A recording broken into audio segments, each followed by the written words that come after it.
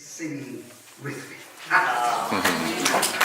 All right, and now I bring the talk to you. I'm getting excited, so let me go back to where I'm supposed to be. I have no clue. It's all right. But I'm going to bring to you Laura and the talk, Finding Light in the Shadows, Turning Stigma into Hope.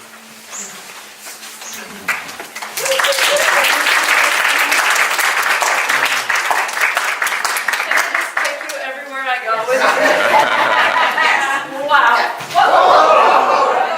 I don't mean like that.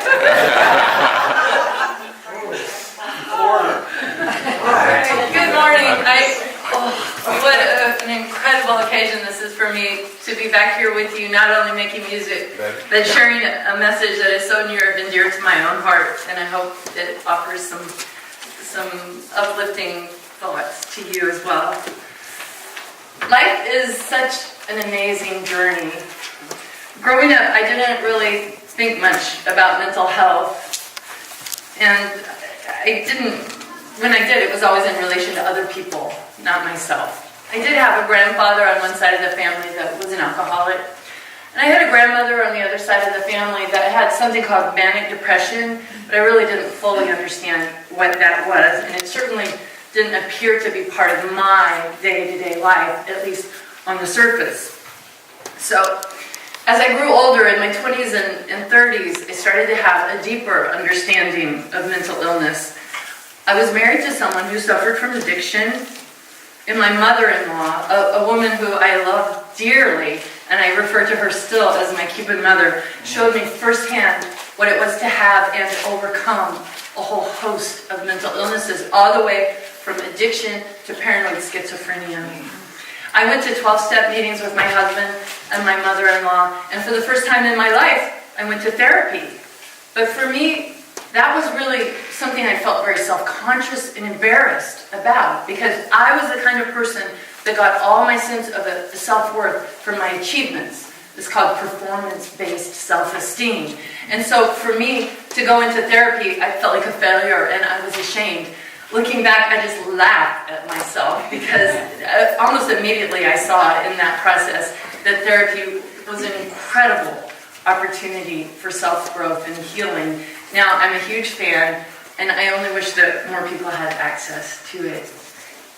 So I went on with my life. My husband and I had a baby, Elliot, and that, of course, was the most beautifully rich and wonderful experience of my life. And raising him was a beautiful, beautiful journey. Unfortunately, my marriage did not work out. I got divorced. I met a new love, Gary. My son grew up and went off to college, and Gary and I moved to Oregon. So after being in Oregon a few months, fast forward to December 2015. It's right before Christmas. One Sunday morning, I got the most terrible phone call that my beloved and precious son, who was the 19-year-old physics major at Rutgers, had suffered from a terrible mental breakdown. So badly that he basically went out of his mind and had to be hospitalized in the psychiatric unit. And I will never forget the desperate sense of helplessness that I felt that day, being 3,000 miles away from my precious son. And I'm probably going to cry a lot today, and it's okay, because he's here.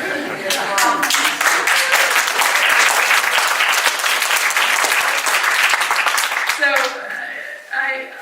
that drive into town, we live an hour out in the country. We went from urban New Jersey to totally as far in the country as we could get. That hour drive into town that morning for my job as music director at Unity of the Valley in Oregon, Eugene, Oregon. I'll never forget that hour-long drive and how terrible it was, because I couldn't even talk to my son. And I will also never forget the power of community. When I got to that church, the music team, the ministers, the prayer chaplains, everybody was there to support me, and most of all my husband. It was an incredible experience, and I was able to get through that service. I still don't to this day know how I did it, but I did. And I was able to get a plane ticket in just a few days. I was there back here in New Jersey with my son, and he was already much, better. And because he was better, I was better. And that visit was magical. It was very intimate and quiet, with very few other people involved, and it was a real healing time. And I went back to Oregon feeling like everything was going to be okay. And I was able even to still put on that big, huge Christmas Eve program. They do it at my new church every year. So it was like everything worked out, professionally and personally. And I'm so happy to say that, basically after that experience, Elliot and his father and I started a long journey of discovery, and learning, and treatment. And I'm thrilled to say that now, through love and communication, therapy, and appropriate medication, my son is thriving better than ever before.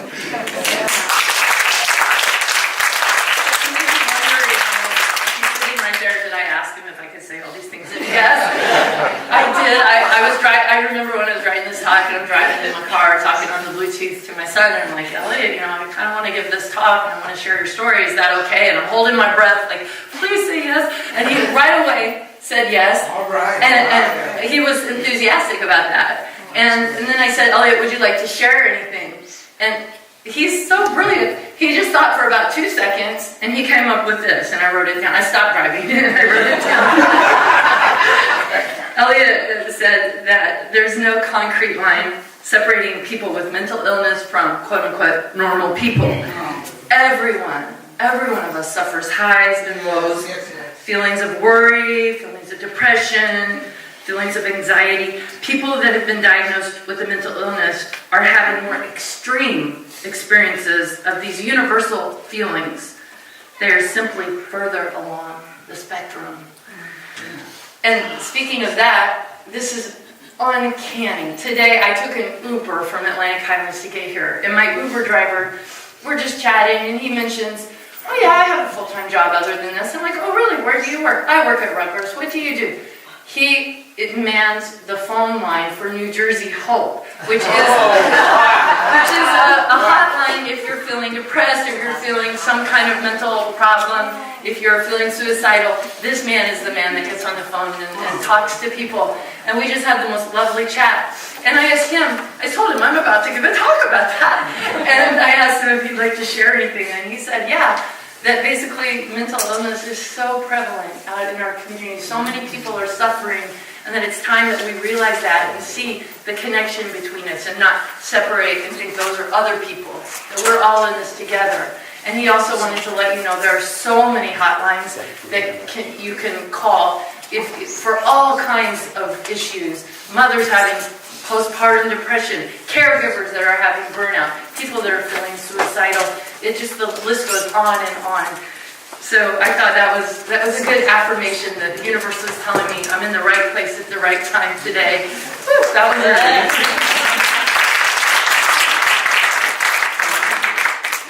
So fast forward again, this time to April of 2016. My friend and my former neighbor in New Jersey, Phil Mazzini, the husband of one of my closest friends in the whole world, Yana, and the father of my beautiful piano students, Artemis and Sophia. He's a loving, friendly, outgoing, extremely successful person, took his life. Phil was brilliant, and he was highly functioning. He was so successful in the business world, and yet he was the most down-to-earth, nice person you could ever hope to meet. He was loving. He loved the outdoors. He loved people. I'll never forget going to the parties with Yana and Phil at their house, and Yana and Phil would be out there dancing. Very few people knew that every single day Phil waged a secret war with depression. And he kept it secret because that was his way. He didn't want to burden anyone else. And he fought that war. And eventually he took his life. And the grief, of course, was devastating and unfathomable. And on top of that grief, which is bad enough already, you add the stigma that society places on suicide. His daughters felt terrible because people just trying to protect them were saying, oh yeah, their father died in the woods of a heart attack. They didn't want to do that. They wanted to be honest and to speak openly about their father's illness. They didn't want to be ashamed They wanted to raise awareness and see if they could do something in the world to help people to understand that depression and mental illness is an illness, just like cancer. We're not embarrassed or ashamed to say we have cancer or heart disease. And it would be so wonderful if people could start realizing that mental illness is that way also, and that we don't have to be afraid or ashamed to ask for help. Sophia, who is now a student at Rutgers, recalled sitting in class one day and a fellow student said something, and I'm pretty sure we've all heard this before. I think killing yourself is the most selfish thing anybody could ever do. But Sophia and Artemis and Yana, they don't see it that way. A therapist of theirs explained this, and I find this to be so touching and makes so much sense to me. It was as if Phil, every day of his life, had a fever of 100 degrees. Have you ever had a fever of 100 degrees? You don't feel so great, right? You can function, but you feel pretty bad. Well, imagine having that every day of your life. And then one day he wakes up and it's 103 degrees, and it's really getting bad.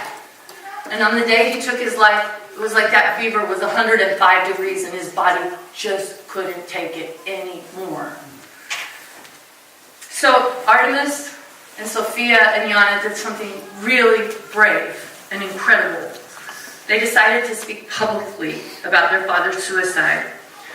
And they started a foundation called Into the Light.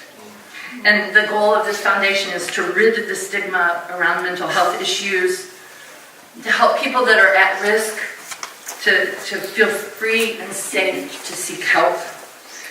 And Into the Light is more than just about suicide prevention. It's about all kinds of mental illness and struggles.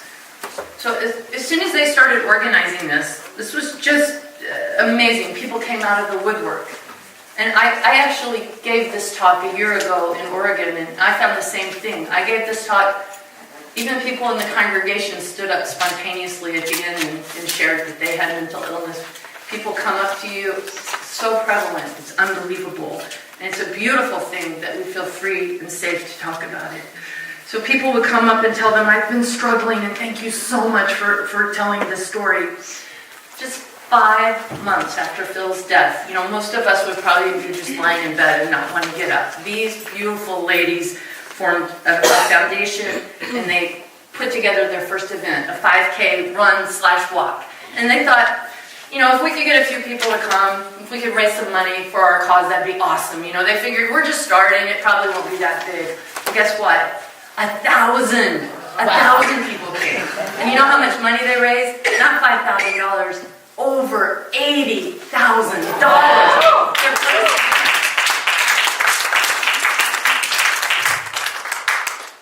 And I'm incredibly thrilled to say that they're actually here with us today, Artemis and Yana. And after I finish my talk, they're going to get up here and tell you so much more about their foundation. Thank you for being here. Okay. So, as I was preparing this talk, in addition to the Uber driver, it seemed like everywhere I turned, there's a newspaper article or a video on YouTube or somebody's Facebook messaging me with some kind of resource about mental health.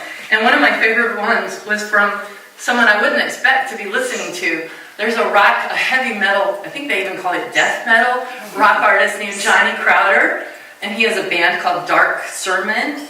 And his music is not my type of music, but that's okay, because everything he has to say about advocating for mental health is right. It hits me in the heart. So I'd like to share a few of his words. Johnny Crowder, this famous rock star, says, people shouldn't have to, quote-unquote, admit that they're depressed. An admission implies that you're guilty of something, that you've done something, you have a fault. No diagnosis, no label, no category, no list, no medications, no doctor has the power to pigeonhole or limit me, he says. He says, I know who I am, and I am just tired of hiding. I am mentally ill, and I don't care if the whole world knows it. In fact, I hope the whole world hears this. I'm not scared of labels anymore. They don't define me. They can't. Everyone, I think it's safe to say, knows someone that suffers with mental illness. And we need to get to a point in our society where we can openly talk about these things. And so now we come to what I consider to be the real point of this talk.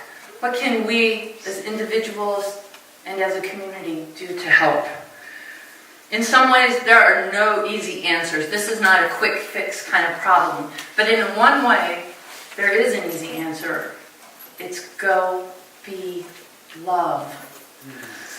The psychiatrist and mental health researcher Bessel van der Kolk says, being able to feel safe with other people is probably the single most important aspect of mental health.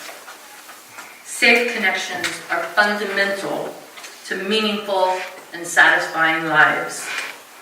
Herein, I believe, lies the answer. Instead of turning away or being afraid or shutting down or walling ourselves off, open our hearts and our minds to connect with those around us. Do not be afraid of mental illness. Seek to understand. Don't let someone's diagnosis of a mental illness define that person for you in your eyes. Look beyond the diagnosis and see that beautiful spark of light that is within each person.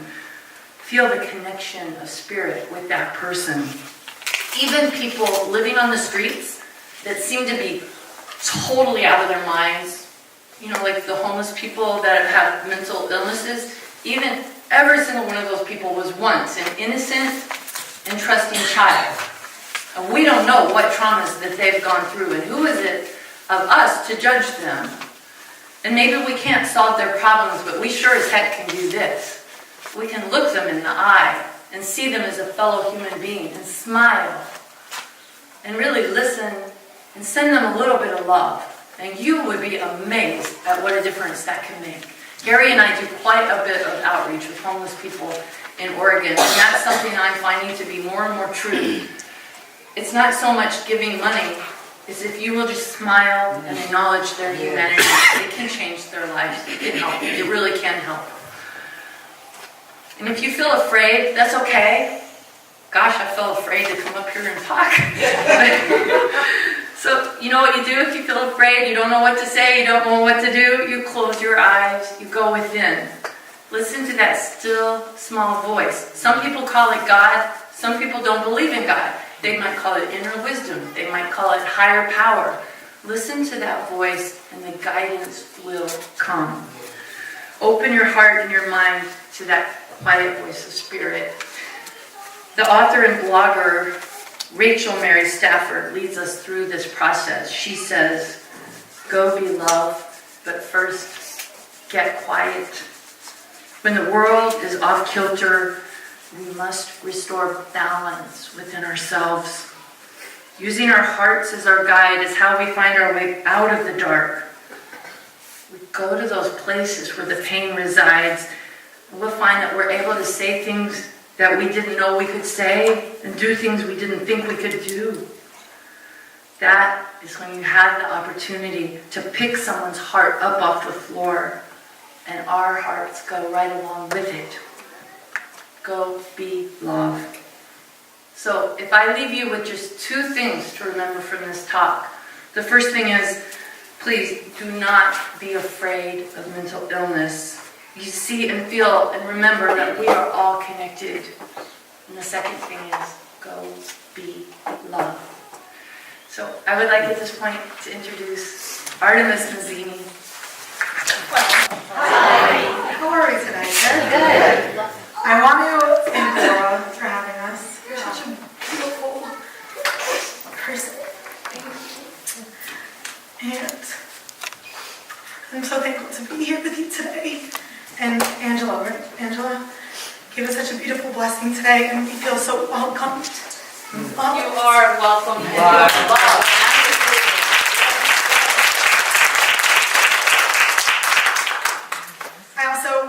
I'm Greek. My name's Artemis. I go to a Greek Orthodox church, and I'm so used to going to my church, and this is such a beautiful experience. So thank you. Your singing is beautiful, and you guys are all so pleasant to be around. I'm sorry. What's your code? 1996 00. 1996 00. I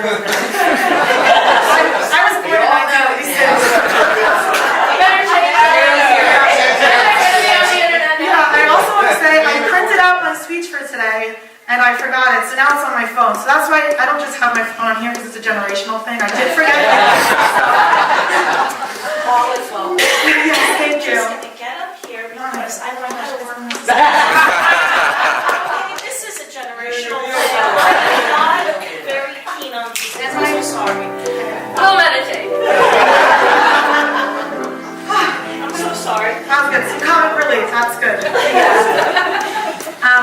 Anyways, I wanted to, as I said, start by thanking Laura for having us, and thank you for welcoming us into your community.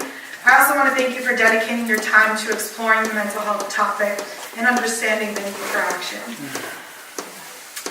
Approximately 1 in 5 adults in the United States, that's about 45 million people, experience mental illness in a given year. And I really like what you talked about, the spectrum. I haven't thought about it like that. So I think we could say more than 45 million people experience some type of mental health issue on some spectrum, right? However, less than half receive mental health treatment. I believe stigma is the root cause of this profound statistic. My name is Artemis Mazzini, and I'm one of the founders of Into the Light. Sorry, hold on. That's okay. Take your time. Along with my sister Sophia, who was away for spring break. She's in Spain right now, coming home. And my mom, who is here in the audience. We founded this nonprofit in 2016 in honor of my dad, Philip Mazzini, who suffered from depression and took his own life. Unfortunately, my dad did not seek the proper help he needed because he was vulnerable to the stigma, and my family was unaware of the severity of his mental state.